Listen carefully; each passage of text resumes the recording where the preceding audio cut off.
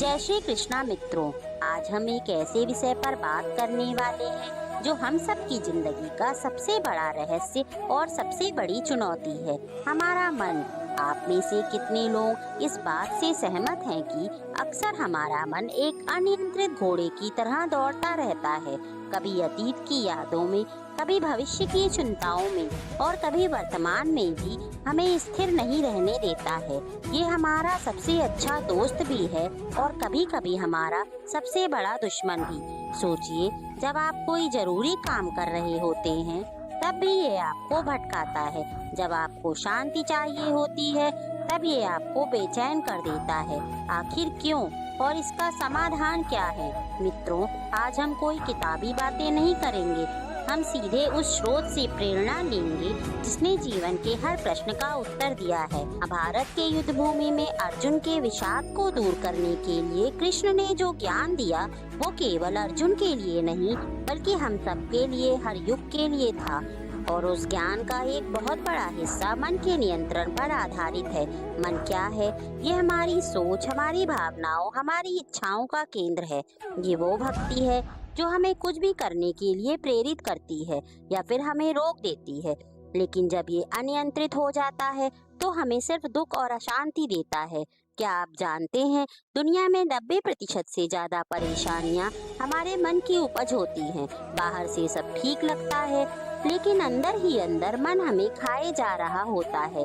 तो तैयार हैं इस यात्रा पर चलने के लिए, जहां हम जानेंगे कि कैसे अपने मन को नियंत्रित कर सकते हैं और एक शांत, सुखी और सफल जीवन जी सकते हैं। अर्जुन ने भी भगवान श्री कृष्ण से यही प्रश्न पूछा था, हे कृष्ण, ये मन तो बड़ा चंचल है, इसे वश में करना तो हवा को वश में करने जितना कठिन है। श्री कृष्ण ने उत्तर दिया, हे पार्थ, ये सच है कि मन चंचल और कठिनता से वश में होने वाला नहीं है, किंतु इसे अभ्यास और वैराग्य से वश में किया जा सकता है। चलिए इन दो शब्दों को गहराई से समझते हैं। अभ्यास का मतलब है बार बार प्रयास करना, लगातार किसी चीज को दोहराना। क्या आप एक दिन में गिटार बजाना सीख जाते हैं या क्या आप एक दिन में अच्छी ड्राइविंग सीख जाते हैं? नहीं, हर कला, हर कौशल को सीखने के लिए निरंतर अभ्यास की जरूरत होती है। ठीक उसी तरह मन को नियंत्रित करना भी एक कौशल है। हमें रोजाना अपने मन पर काम करना होगा। जब मन भटकने लगे उसे वापस लाने का अभ्यास करें। जैसे आप पढ़ाई कर रहे हैं और मन मोबाइल पर जाने को करे तो बस 1 मिनट रुकें और कहें, नहीं, पहले ये काम पूरा करूं। दिन में कुछ मिनट अपनी सांसों पर ध्यान केंद्रित करें। ये सबसे सरल और प्रभावी अभ्यास है। जब जब मन ज़्यादा दौड़े तो अपनी आती जाती सांसों को महसूस करें। आप पाएंगे कि मन शांत होने लगता है।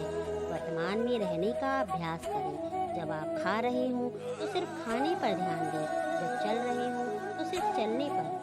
ये छोटे छोटे पल मन को वर्तमान में रोकते हैं। ये एक मांसपेशी की तरह है, जितना आप इसे प्रशिक्षित करेंगे उतना ये मजबूत होगा। शुरुआत में ये मुश्किल लगेगा, मन भागेगा, लेकिन आपको हार नहीं माननी है। रोजाना कुछ मिनट दीजिए और मेरे साथ प्रेम से बोलिए, राधे राधे। दूसरा है वैराग्य। वैराग्य का मतलब ये नहीं कि दुनिया छोड़ दो, सब कुछ त्याग दो।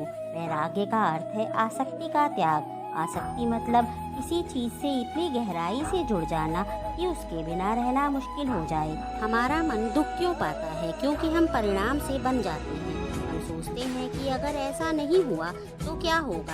आप एक नौकरी के लिए इंटरव्यू देते हैं, आप पूरी मेहनत करते हैं, लेकिन अगर आपको नौकरी नहीं मिलती तो मन दुखी हो जाता है। क्यों?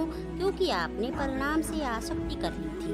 भगवान कृष्ण कहते हैं, तुम्हारा अधिकार केवल कर्म करने में है, फल में कभी नहीं। इसका मतलब है अपना बेस्ट दो, लेकिन परिणाम की चिंता छोड़ दो। जब आप परिणाम से वैरागी हो जाते हैं तो मन पर उसका प्रभाव नहीं पड़ता। वैराग्य का मतलब चीज़ों को छोड़ना नहीं, बल्कि चीज़ों पर अपनी पकड़ को ढीला करना है। उन्हें आने दो, जाने दो, आप सिर्फ साक्षी बनो। सोचिए, लीजिए, अगर आप किसी चीज़ के लिए पागल नहीं होंगे तो उसका ना मिलना आपको दुखी कैसे करेगा। ये शांति का रास्ता है। मन को नियंत्रित करने का एक और महत्वपूर्ण पहलू है हमारी इंद्रियों पर नियंत्रण। हमारी 5 इंद्रियां हैं, आँखें, कान, नाक, जीभ और त्वचा। ये वो खिड़कियां हैं जिनसे दुनिया का सारा डेटा हमारे मन में आता है। भगवान श्री कृष्ण कहते हैं, जैसे हवा नाव को जल में बहा ले जाती है, वैसे ही मन का अनुशासन करने वाली अगर एक भी इंद्रिय बुद्धि को हर लेती है। इसका मतलब क्या है? मान लीजिए आपकी जीभ पर आपका नियंत्रण नहीं है तो आप सिर्फ स्वाद के पीछे भागेंगे, चाहे वो सेहत के लिए अच्छा हो या बुरा। अगर आपकी आंखें हर चमकती चीज पर भटक जाएंगी तो आप एक भी जगह पर टिककर काम नहीं कर पाएंगे। मन इन इंद्रियों से मिलने वाली सूचनाओं के आधार पर ही चलता है। अगर आप इंद्रियों को खुला छोड़ देंगे तो मन को अनियंत्रित होने से कोई नहीं रोक सकता। क्या आप दिन भर निगेटिव न्यूज़ देखते हैं, सिर्फ गॉसिप सुनते हैं? ये सब आपके मन में अशांति पैदा करता है। अपनी खुराक बदलें, अच्छी किताबें पढ़ें, उचित आहार लें। हमारी जीभ और पेट का हमारे मन पर गहरा प्रभाव पड़ता है। सात्विक भोजन जो शुद्ध और हल्का हो मन को शांत रखता है। अत्यधिक मसालेदार, तैलीय और तामसिक भोजन मन को उत्तेजित करता है। अगर संभव हो तो अपने आसपास ऐसा माहौल बनाएं जो शांतिपूर्ण हो। शोर शराबा, बहुत ज़्यादा उत्तेजित करने वाली बोली चीज़ें मन को भटकाती हैं। आज के समय में मोबाइल और सोशल मीडिया हमारी इंद्रियों पर सबसे ज़्यादा हावी हैं। लगातार नोटिफिकेशंस, नए पोस्टर्स, ये सब हमारे मन को बेचैन करते हैं। दिन में कुछ समय के लिए डिजिटल डिटॉक्स का अभ्यास करें। फ़ोन को दूर रखें, प्रकृति में समय बिताएं। यह कोई एक दिन का काम नहीं बल्कि एक सतत प्रयास है। जब आप अपनी इंद्रियों पर लगाम कसते हैं तो मन को भटकने के लिए कम रास्ते मिलते हैं और वो धीरे धीरे शांत होने लगता है। हमने अभ्यास, वैराग्य और इंद्रियों पर नियंत्रण की बात की है।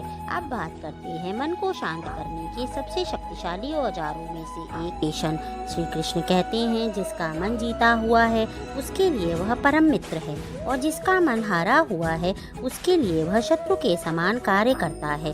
ध्यान का मतलब घंटों तक आंखें बंद करके बैठना नहीं है। ध्यान का सार है जागरूकता, अपने विचारों के प्रति जागरूक होना, अपनी भावनाओं के प्रति जागरूक होना। शांत जगह पर बैठकर आंखें बंद करें या जमीन पर ध्यान केंद्रित करें। अपनी सांसों पर ध्यान दें, सिर्फ महसूस करें कि सांसें अंदर आ रही हैं और बाहर जा रही हैं। जब विचार आए तो उन्हें देखें, इनमें उलझे नहीं, उन्हें एक बादल की तरह आने और जाने दें। उन्हें जज ना करें, बस देखें। आप पाएंगे कि शुरुआत में मन बहुत भागेगा, लेकिन जैसे जैसे आप अभ्यास करेंगे ये शांत हो जाएगा। ध्यान आपको अपने मन से थोड़ा दूर खड़े होकर उन्हें देखने की शक्ति देता है। आप मन नहीं है, आप वह हैं जो मन को देख रहा है। एक गहरा एहसास। अपनी दिनचर्या में कुछ मिनट आत्मचिंतन के लिए निकालें। मैंने आज क्या सीखा, कहाँ से सीखा, क्या गलती की, मैं कैसे बेहतर बन सकता हूँ, मेरे विचार मुझे किस दिशा में ले जा रहे हैं। ये प्रश्न आपको अपने भीतर झांकने में मदद करते हैं। जब आप अपने विचारों को समझने लगते हैं तो आप उन्हें नियंत्रित कर पाते हैं। आत्मचिंतन आपको अपनी अंदरूनी शक्ति से जोड़ता है। मन की कमजोरियों और ताकतों को पहचानने लगते हैं और जब आप उन्हें पहचानने लगते हैं तो आप उन्हें बदल सकते हैं। जैसे आप अपने शरीर को अच्छा खाना देते हैं वैसे ही अपने मन को अच्छी खुराक दें। नकारात्मकता को पहचानें और उन्हें सकारात्मक विचारों में बदलें। मैं नहीं कर सकता की जगह मैं कोशिश करूँगा कहीं। हर दिन उन चीज़ों के लिए कृतज्ञता व्यक्त करें जो आपके पास है। ये आपके मन को शांति और संतोष से भर देगा। दूसरों की मदद करना और निस्वार्थ भाव से कर्म करना भी मन को शुद्ध करता है। वो मित्रों, मन को नियंत्रित करना एक आजीवन प्रक्रिया है। ये कोई ऐसी चीज नहीं जिसे एक दिन में हासिल किया जा सकता है। इसमें धैर्य लगता है, दृढ़ संकल्प लगता है। भगवान श्री कृष्ण ने हमें भगवत गीता में जो ज्ञान दिया वो केवल एक युद्ध जीतने के लिए नहीं बल्कि जीवन के हर युद्ध को जीतने के लिए था। और सबसे बड़ा युद्ध हमारे मन में होता है। रोजाना मन को शांत करने का अभ्यास करें। परिणाम से आसक्ति छोड़ें, कर्म पर ध्यान दें, अपनी इंद्रियों को सकारात्मकता की ओर मोड़ें। नियमित रूप से अपने भीतर झांकें, अपने विचारों को समझें। आपका मन आपका सबसे बड़ा साथी बन सकता है, बशर्ते आप इसे सही दिशा दें। इसे अपना दुश्मन मत बनने दीजिए, इसे प्रशिक्षित कीजिए, इसे प्यार दीजिए, इसे शांति दीजिए। जब आपका मन शांत होता है तब आप स्पष्ट रूप से सोच पाते हैं, सही निर्णय ले पाते हैं। आप अपने जीवन में सच्ची खुशी और सफलता पा सकते हैं। यह यात्रा मुश्किल लग सकती है, लेकिन मैं आपके साथ हूँ। हम सब इस यात्रा पर एक साथ हैं।